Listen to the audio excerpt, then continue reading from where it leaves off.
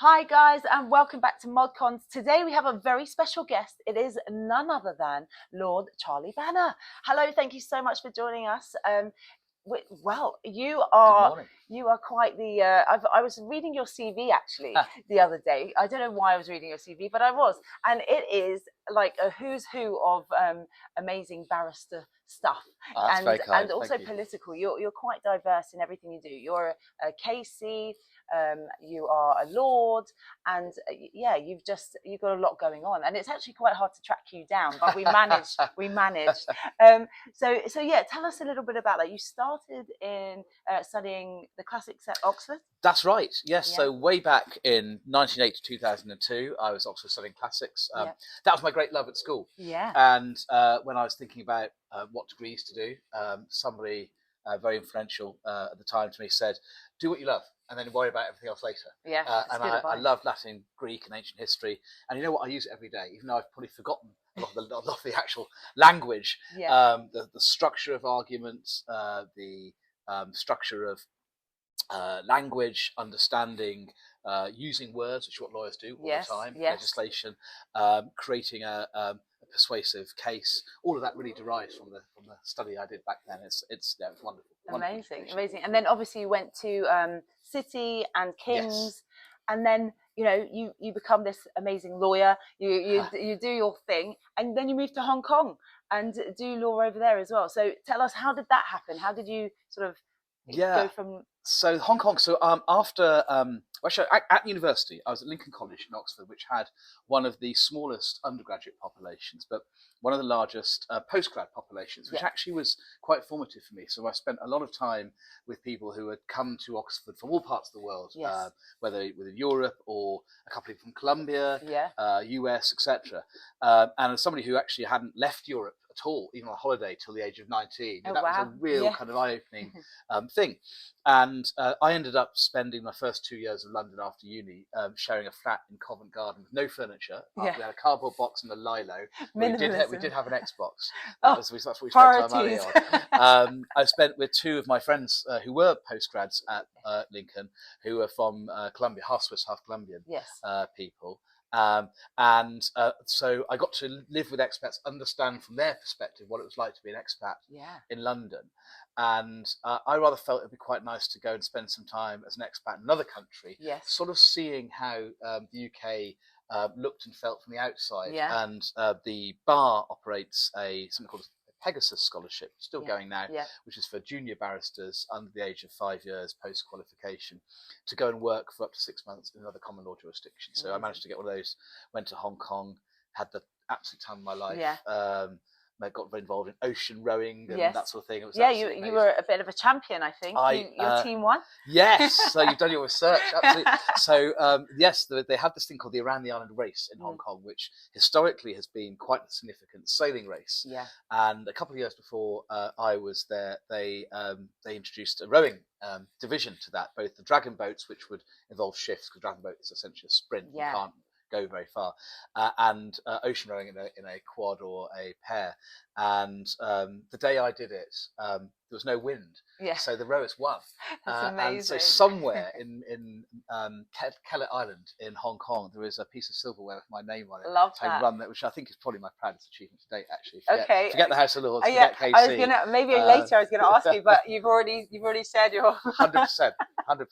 Well, that's amazing. So you're pretty healthy then, because you've also done like a lot of marathons. And like, how is that? That's quite grueling. I think you must be quite sort of disciplined, I think the word is.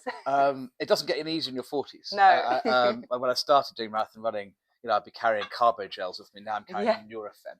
I'm drugged up to the eyeballs to get round. But I'm a firm believer in healthy body, healthy mind. It's kind of how it might sound a bit weird, how I relax is go for a long run, but that's kind of just how, if you exercise, you come from you kind of get into the zone, I guess. Absolutely. And sometimes some of my best thoughts and ideas, both on particular cases and sort of life, have been, when I've been listening to music, running around Hyde Park, and an idea drops into your head. So now you're part of Keating Chambers. You've been there since 2020, I think.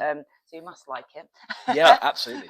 And it's quite a hectic a hectic schedule. You seem to have things going on all the time, cases just sort of like throwing cases at you. So how do you sort of navigate all of that? Because and also I'm really curious.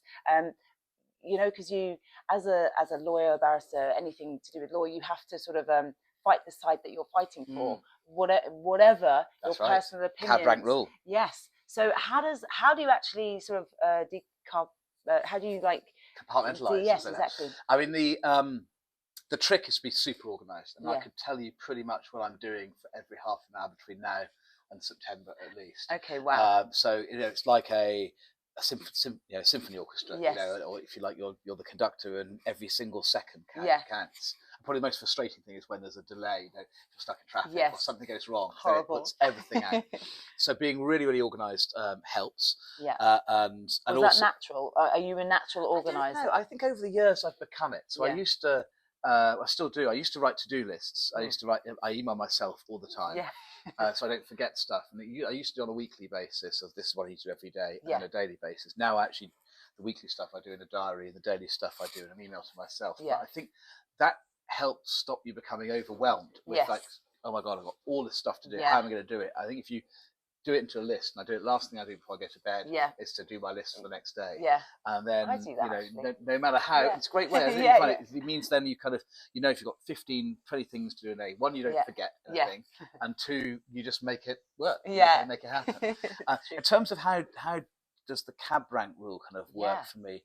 I like the chat. Ultimately, it's so important because lawyers aren't there to be judge and jury. We're there in a modern democracy. Lawyers should be there to enable people, whether it's people, whether it's companies, whoever it may be, local government, to have their day in court or day in a tribunal or in arbitration, wherever it may be. And then it's for the person charged with the decision to decide. Yeah.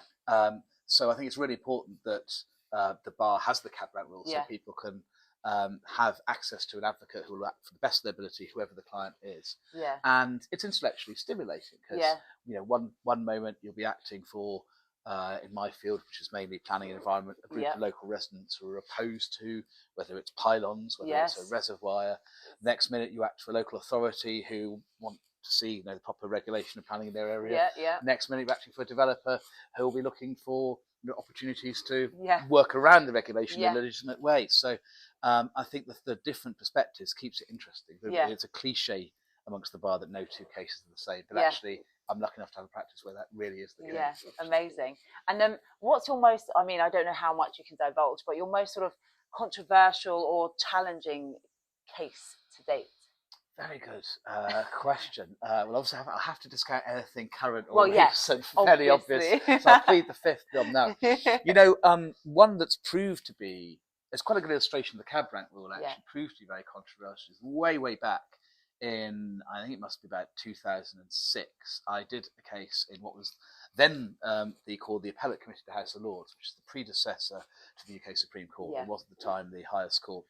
And it concerned whether the acts of British soldiers in Iraq were subject to the Human Rights Act. It's called Al-Skenia. It's quite a controversial case because the general view, certainly on the right, has been amongst the sort of defence sector that the acts of soldiers should not be litigatable.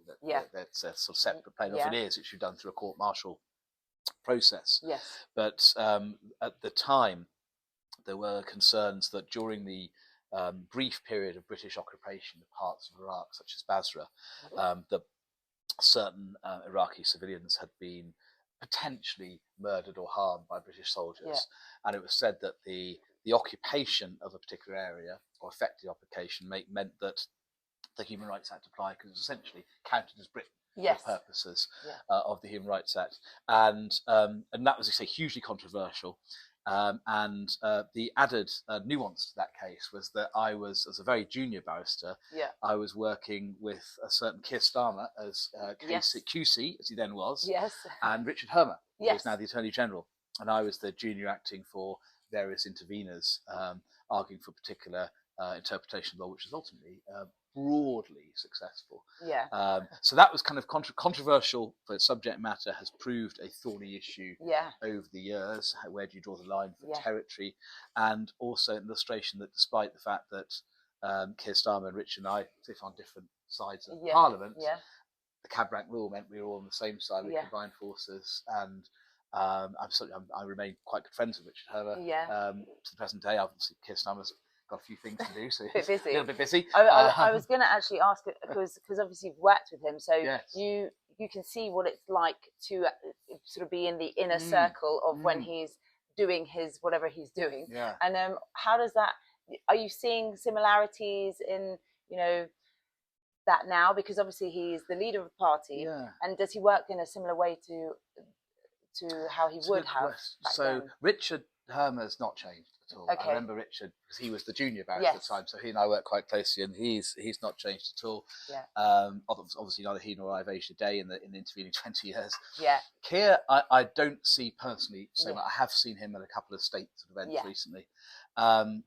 The Keir Starmer I remember working with is quite different to the Keir Starmer who's caricaturized or caricatured, depending on your view in the media. So I remember him being very charismatic. Okay. Actually, we would tend to do our work on this case, which was a case that lasted. The prep was over a series of weeks. Yeah. We tended to do it on a Friday, and I remember quite vividly going after we do our sort of work sessions. Keir, Richard, and I, and a couple of others involved in the case would go for a drink at the local pub around the corner from Doughty Street, and I remember him being very good crack. Yeah. Actually, really into football, loved his football, was fun, entertaining, quite charismatic, which kind of contrasts with the way in which he's portrayed in the media to some degree. What happened? I don't know. It may be. Is he in over his head, do you reckon? Do you think he's like, oh my goodness? Yeah. Because he kind of looks a bit like a rabbit in the headlights sometimes. Do you think that's... Possibly that. Possibly people project a certain image they want to be seen in certain contexts and certain ways. Yeah. I mean, that's so it might be. And I have some experience of seeing how people in politics, they come across different to how they actually are. Yeah. Is that a good or a bad thing though? Because I'm undecided. They used to say Gordon Brown had this reputation for being miserable, phone throwing, had a temper, lost, etc. All of that, and yet there's those who knew him well say that he was actually quite a warm personality, and that was only that's a rather mischaracterization. So I think it can work either way, depending. It can. Okay, so we'll dip a bit more into politics. So you obviously are a Lord. Rishi had the pleasure of making you so. Yes. And how has that sort of changed your life since it was 2024? 2024. So it seems not that like long ago. Yeah. But how has that sort of integrated into your life and changed your life? It's a wonderful opportunity to give something back. Something I always wanted to be involved in public service in some way or other, and it's a great way of being able to do that whilst also carrying on at the bar, which I really enjoy. I mean, the other option might have been in a few years' time to become a High Court judge. Then that's a one-way ticket. You can only do that. Yeah. So it's been a great privilege actually, and the way I have treated the House of Lords as I'm somebody who's been appointed mid-career as an expert, as opposed to someone who's been appointed at the end of the career as a politician or civil servant who's seen it all. Yeah, is I stick to the areas that I've got alleged expertise in, rather than kind of armchair expertise, so to speak. So my areas are obviously planning, environmental, human rights, and constitutional law. The environment. I chaired a body called JNCC, the UK's sort of federal nature conservation advisor, environmental matters, and Ukraine. My wife's Ukrainian, and we've got quite a lot of skin in that particular game. So I really stick to those subject matters where I can really add some value. I mean, those are hot topics right now, all of them. Like, all of them are like hot potatoes. Yes, yes. Although also, they're not very party political, which I quite like. I still see myself, for now at least, as primarily a lawmaker rather than a politician. Now, there is a subtle, I hope that doesn't sound contrived. Okay. So I prefer being involved in the stuff where you can work collaboratively with other parties to achieve something. Absolutely. Than just Yahoo politics. Exactly. I agree. I feel like we currently are in a climate where it is all just partisan jargon, and nothing is actually moving forward and helping the country as a whole. And so it's good that you're doing that. And so what is your I guess greatest achievement as a Lord or in the House of Lords so far? Gosh, you did good quite, question. quite Yeah, I mean, I'm tempted to say being sanctioned by Vladimir Putin. Yes. Um, yeah, you're one of 21 of you, I think. That's right. So you're in the special category. Yeah, on the stop, it's officially on the Russian website, it's their stop list, which I hope means stop them coming to the country rather than stop them just completely. Stop their heart beating. Oh no! But open to interpretation. Yes, it is actually, unfortunately. But but no, I mean, that was in response to the work I've been doing in Parliament and outside to seek to persuade both our government and international governments to use the frozen Russian state assets, and particularly state assets rather than individual assets, where it's a bit more complicated. For Ukraine, as a sort of down payment for the money Russia owes Ukraine. Actually, that is probably if we can get some traction in that respect, that's probably the most impactful thing that I'll have been involved in, because it's really potentially existential for Ukraine, because it would more than plug the funding deficit that they're experiencing from Donald Trump's policy on Ukraine, and help them get the defence and indeed the missiles they need to deter and repel Russia's illegal invasion. The more tangible thing I've done at the moment has been the independent review of legal challenges to infrastructure projects. So I was commissioned by PM Sunak to do that around the same time as I joined the House of Lords, and that was really about how do you, without throwing out constitutional principles, doing anything heretical that would be too extreme, without doing that, how do you streamline the process for challenges to the really big infrastructure projects, the Heathrows, HS2s of this world, in a way that make it meaningful? Indeed. And how do you sort of make that achieve streamlining without harming constitutional principles, etc.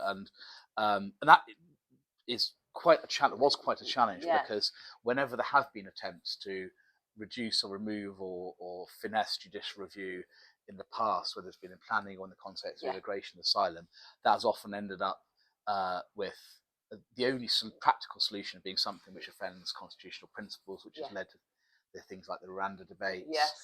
Way back under Blair. Blair tried to remove pretty much asylum appeals, and that led to threats by the judiciary that may lead them to quash an act of parliament for the first time.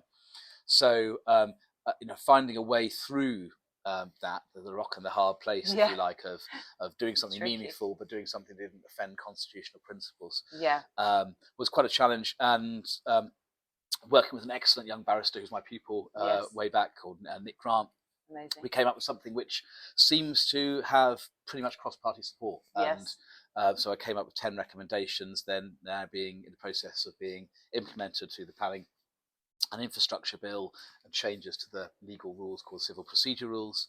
So it's nice to make it something concrete. And it's your name's on it. It's in the I've made it to an explanatory note of an act of parliament. So if I get hit by a bus on the way out today, then my great grandchildren will to see my name in an explanatory note to an act of parliament, which is for a lawyer, it's about as nerdy as you can get. I'll take that. But it's cool. It's cool. You've got my name on it. Exactly.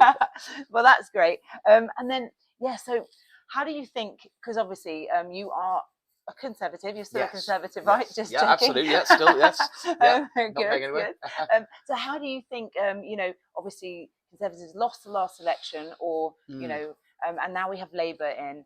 How do you think Labour are doing, and how do you think the response from Conservatives are going? And obviously we've got to mention, I guess, Reform are kind of in there, doing their thing as well. So how do you think it's all going, and what do you think is going to happen next? I know you don't have a crystal ball. No, well, maybe you do. Because if I did, absolutely. Well, I'm not going to place a bet on it. We're not allowed to do that anymore. No, exactly. And I didn't, by the way, for avoidance of doubt.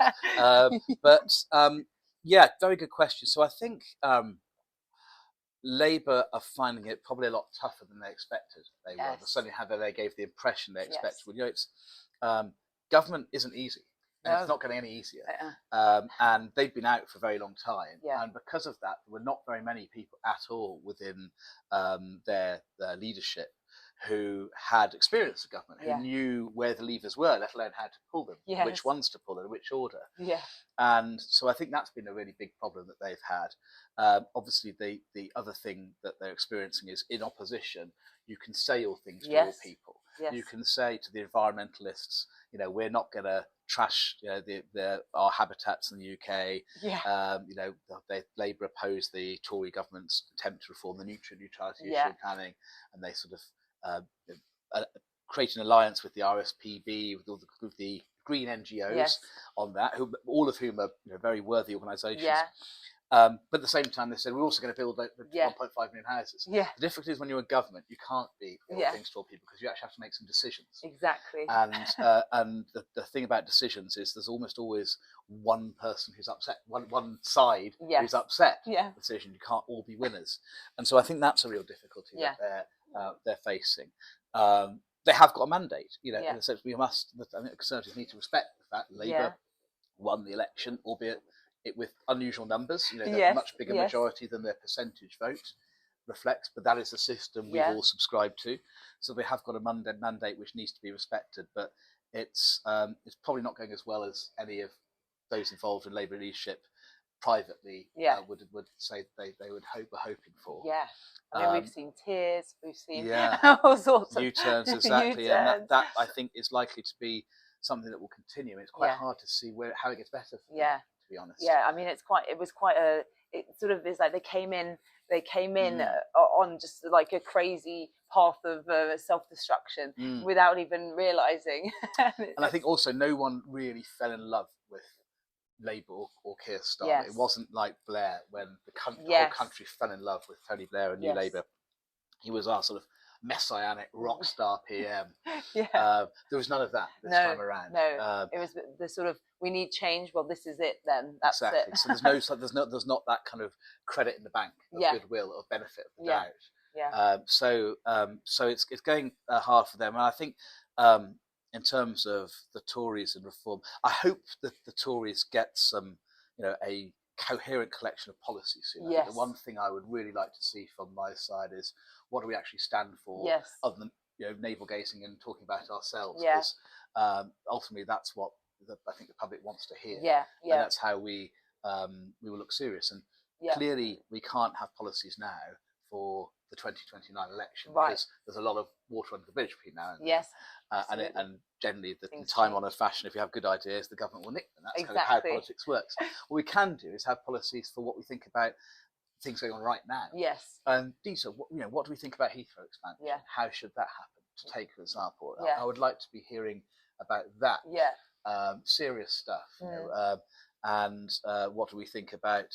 You know, how to seriously to upscale house building in this country without simply saying brownfield first, because brownfield development is part of the answer. It can't be the whole answer because it's not viable to do it that way. So some sort of serious policies that would show we mean business and we understand the issues before this country, which, you know, don't show our hand for the 2029 election, but show we can be taken seriously again as a party.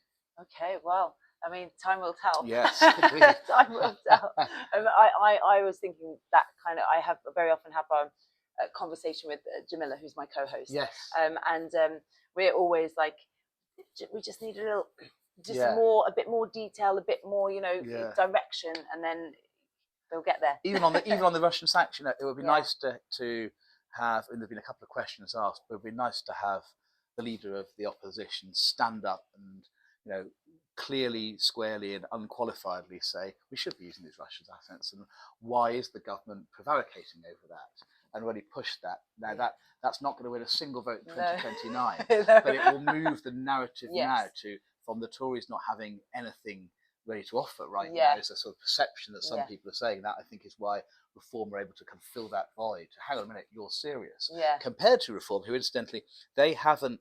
They've got, I think it's 5 or 6 MPs now. Not one of them has spoken in a debate about defence or foreign policy. And yet actually that's the most important issue right now affecting this country, if not the world. They've got nothing to offer on that whatsoever because they either haven't thought it through or I fear some of them are probably in the same camp as some of the people on the other side of the Atlantic who would be quite happy to let Putin win for the sake of easy life, which won't be an easy life. No. Yeah, it's definitely not an easy life. But yes. And then also, I guess we've got like the smash the votes, the ECHR, all that. That's a real big issue. And what's your take on that? Because as a barrister, there's a law element there. What do you think about it? Do you think the right way to go is to sort of come out of the ECHR, or can we find a way that it works? We stay in, but yet we can use it to our advantage, because this is a big deal. The public do want to see more action when it comes to these illegal crossings. I wished there would be a way of dealing with the issue without us coming out of the ECHR. I don't think it's a great message internationally when we, for example, you say, sorry to keep banging a drum about Russia and Ukraine, but it is really important. You've got Russia illegally annexing another country. The European Court of Human Rights actually, in the last few days, delivered a really quite profound judgment holding Russia to account for that. I think in an era where international law, there's a breakdown in international law that is leading to real consequences. In the annexation of country is far more important than 60,000 people. Well, however much the flames are fanned about the small boats, it's clearly what's happening in Eastern Europe is of a different scale altogether. So I think international law has got a role to play in holding to account that kind of activity. Equally, it's clearly not working. Right now, there have been talks within the ECHR member states of refining the ECHR, which we haven't been party to. I'm not quite sure why that is. There's been some discussion about that. I think, weird, right? Yeah, it is odd. I mean, exit must be a last resort. Equally, if it's the only resort we've got, or at least the threat of it, then it's clearly got to be on the table. It's really difficult within the UK because under our devolution settlement, it's probably the case that only England could leave. And then you have a sort of very weird, very messy situation where Scotland and Northern Ireland, I think possibly Wales could leave with us too, but certainly Scotland and Northern Ireland wouldn't. And we've got to look at that bigger picture and how does that work? And I think if we are to leave, and if leaving the ECHR is to become a Tory policy, critical is, well, what then? I mean, clearly there shouldn't be a void. And I believe very strongly in a proper system of human rights protection, properly understood, which isn't about social rights. It's about defending individuals from government interference, like old-fashioned, as I believe, negative liberty. So constitutional rights are really important. They provide so individuals with protection from government interference. They provide businesses with and investors with legal certainty that they can get things done without the goalposts changing. So if we were to advocate exit, I think it's going to be really important to back that up with a proposal for some kind of written constitution, codified written constitution for the UK as to, well, what will the replacement rules look like? Exactly. And if it's done that way, so it's not a question of saying there shall be no right to private life anymore, but this is what it shall be in the UK as defined by the Supreme Court. Actually, bringing rights home, which actually is the title of the or the snappy sort of title of the Human Rights Act when it was promoted, but bringing rights home properly, I think that may be capable of working. But I am on the fence, to be quite honest, because I can see something has to be done. But my lawyer's instincts are rather nervous about mismatches between different parts of the UK. And the impression that we're undermining protection of rights generally, which I think would be the wrong thing in this era. Interesting. I like that. It's very detailed. See, this is how you know he's a lawyer. The devil's in the detail. It is. Okay, so we've got a state visit coming. Well, hopefully with Trump, and they usually he gives a little speech in Parliament, but this is all very controversial. Everyone's on recess. They're trying to make it like a really understated thing. What's your take on it? Do you think we should be schmoozing Trump because he is our biggest ally? What do you think? Should they recall Parliament? Should they, kind of give him all the bells and whistles to make him feel special, or not? Actually, I think they've probably called it quite well. I mean, we should always have a special relation with America, irrespective of who's in charge, because the ties between our nations go beyond ephemeral considerations of who's in charge. equally, some of the things he said about Canada, of course, of whom our king is also head of state, and his approach in relation to Russia and Ukraine is something which is anathema to a lot of people in this country. So I think a sort of halfway house where he has all the pomp and circumstance of a state visit, but perhaps not the icing on the cake in terms of the state address to Parliament, various other things. I think that's probably quite a neat compromise, actually. I think Sir Humphrey's done well on that one. Yeah. Do you not think like he's going to take it personally because obviously Macron just had his time and his his talk to everyone. He's going to be like, why him and not me? We know what it's going to be great. It's going to be the best state visit in history.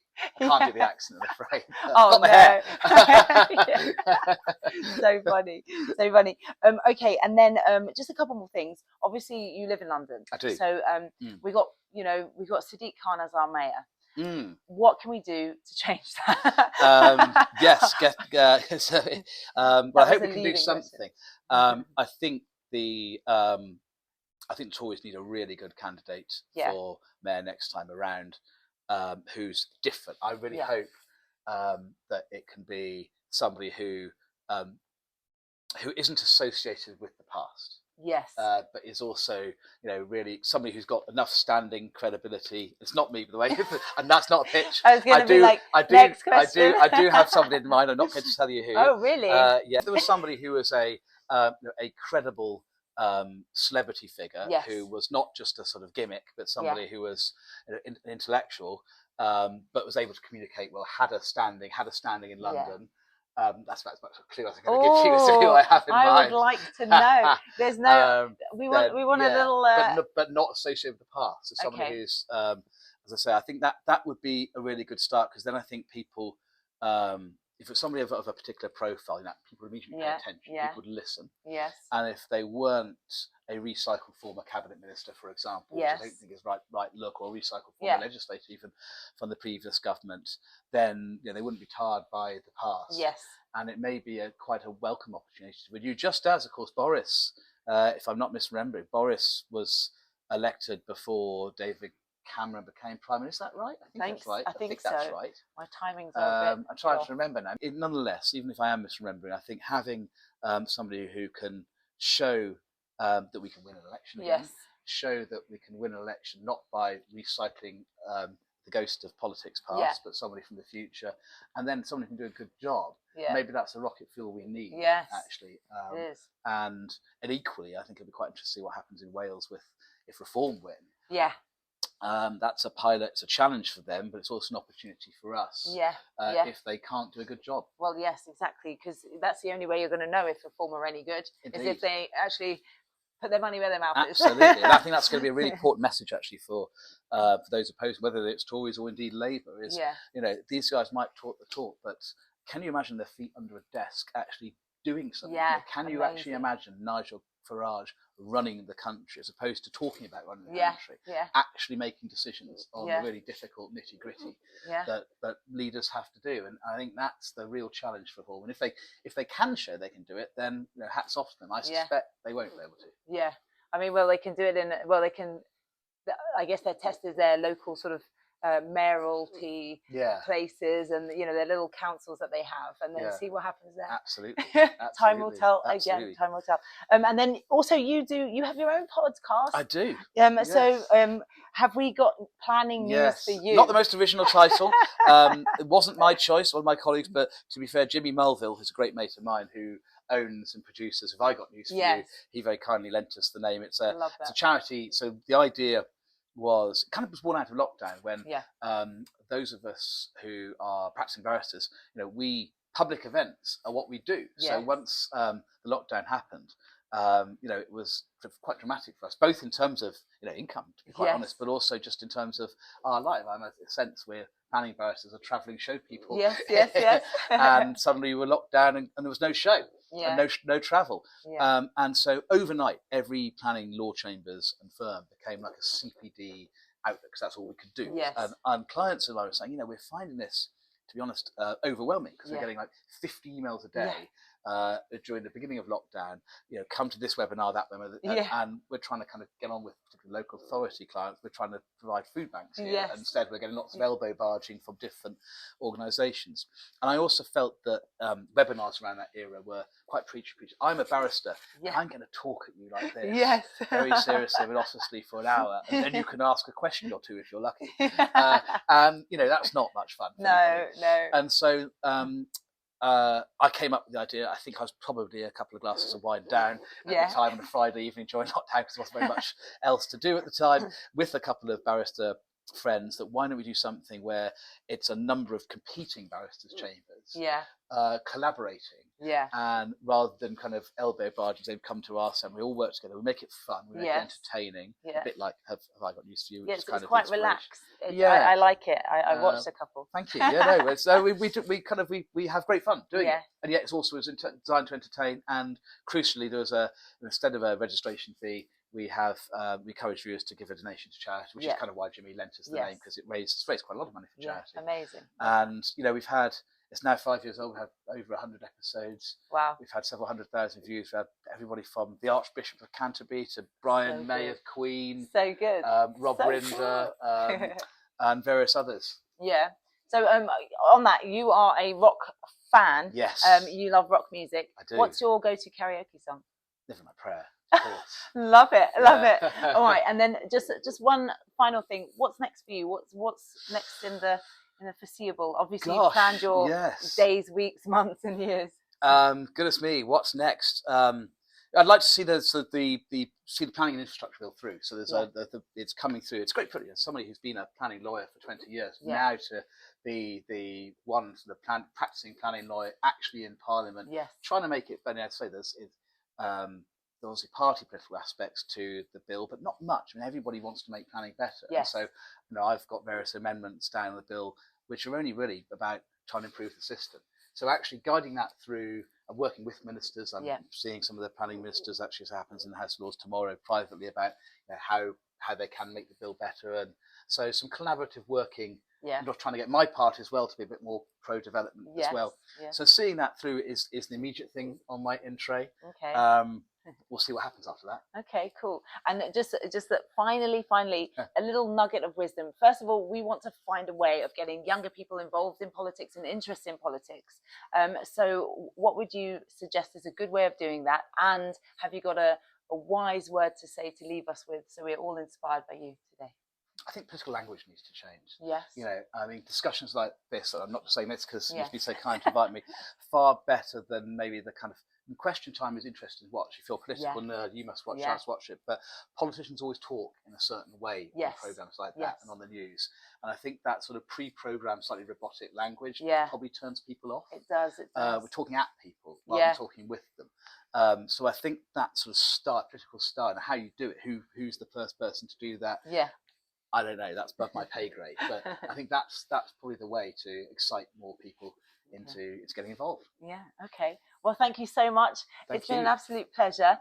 Don't forget, everybody, Monday middays, it is Mod Cons. Thank you, Lord Charlie Banner. Thank you very much for having me. Goodbye. Bye. Hi guys, thank you so much for tuning into Mod Cons. Just to let you know, we are going on a little recess during August because, Parliament is out on recess, so we thought we'd have a little break too. But we will be back September, the beginning of September. So just watch out on socials because it will pop up there when we come back with our new show, Back to Business. And it will be Mondays middays as usual. But yes, enjoy the summer holidays, guys. And we will see you very soon. Mod Cons.